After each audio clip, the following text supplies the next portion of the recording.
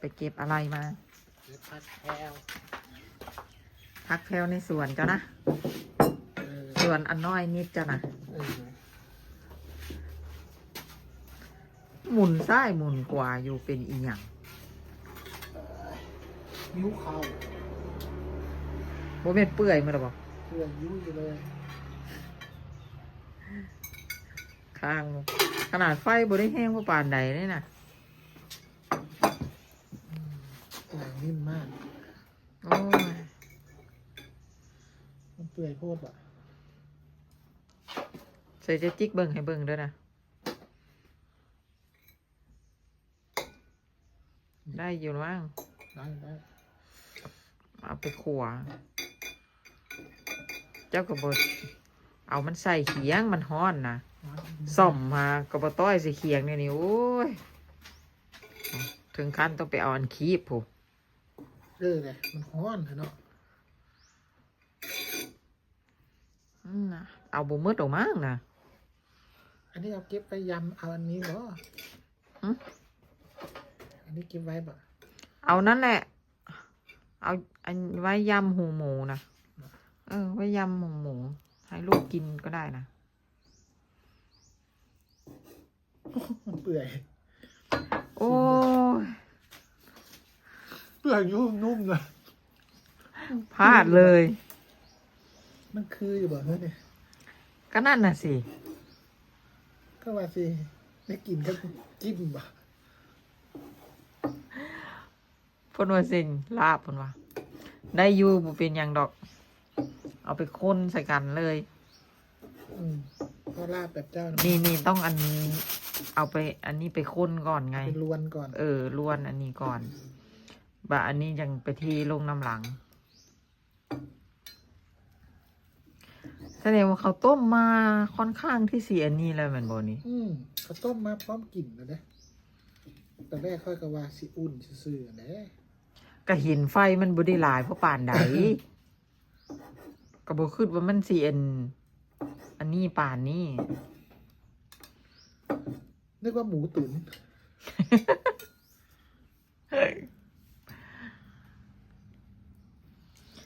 ที่ผ่านไปอย่าว่าวหลาย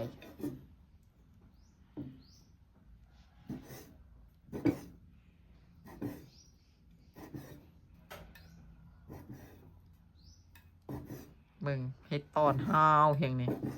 ย่านบ่เห็นบ่ย่านไทยบ้านไว้เมืองบ่เห็นอันตอนก็พูดดอก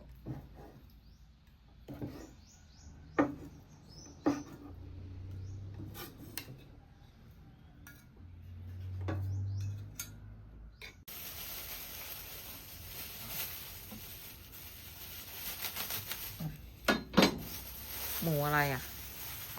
หมูฉับเจ้าขี้เกียจใช่ไหมเนี่ยไม่ได้ขี้เกียจหรอกเขาเรียกประหยัดเวลาตรงไหนตรงนี้เนี่ยแก๊สเมิดวะซะไม่นะ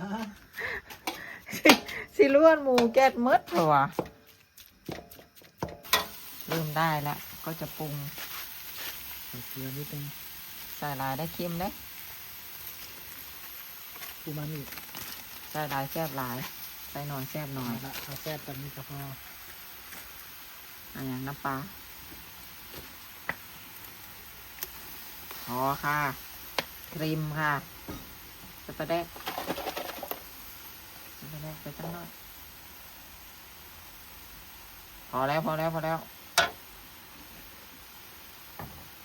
กุเล่ละมั้ย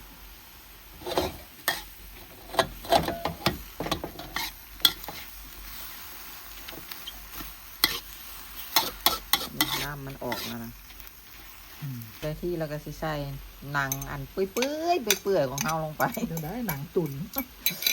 ลาบหนังตุ๋น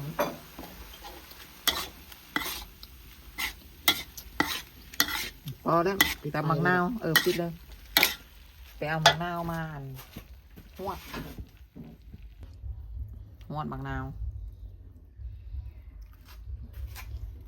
บางคนอยากกินลาบเนื้อได้ลาบเนื้อกลายมาเป็นลาบอีสานห้อยข้าวคั่ว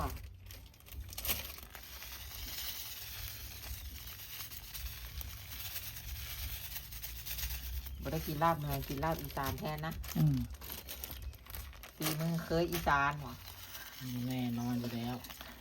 ใส่ลายแซ่บลาย พอมันสิเผ็ดนะโอ้บ่ได้ขึ้นว่าเผ็ดจังหน่อยเลยเนาะ ไปเอาอัน มันลายอยู่ได้ ไปเอาพักมาใส่พักหอม มั นะ นคือเพชรแล้วแบบ อะ มัน เอาจำนี่ล่ะทำโบเผ็ดไปเอาบางทีมาแก้มหมด บอก ไปเอาพักหอมมาสุดท้ายแล้วก็ห้อยพักหอมห้อยลงไป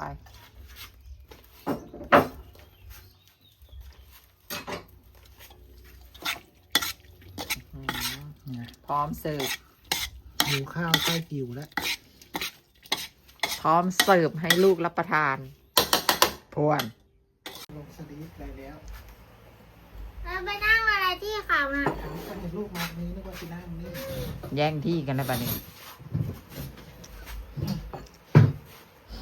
ไม่เอาเยอะนะจ๊ะ เอา1 เม็ด เอาอีก เนี่ยผู้หญิงเป็นอะไร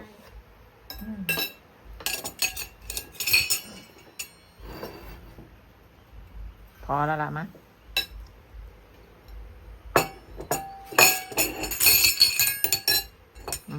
จานเจ้าของตักเยอะ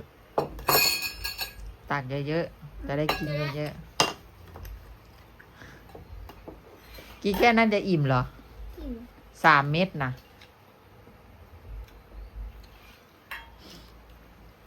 จ้วงคำหนึ่งก็บ่พ่อกินนะปุงเบิ่งนี่โมโหหิวจ้วงเอาแล้วนี่บ่มีปากมีเสียงเลย ไม่ได้กินข้าวเช้าหรอ กินไปแล้วเขากินข้าวโอ๊ตกับอันนี้นี่คนนี้นี่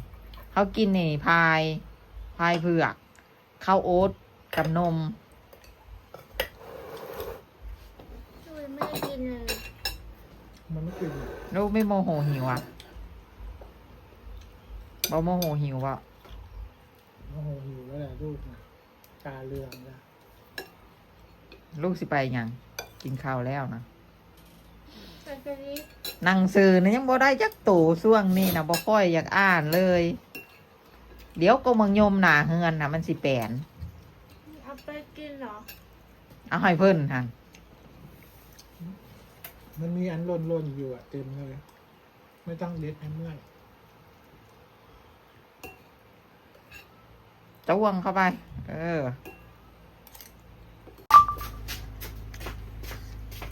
ไปแล้วบุญอย่าไปนอนได้ไปอ่านหนังสือเด้ เอาน้ำเย็นนิดก่อนนะ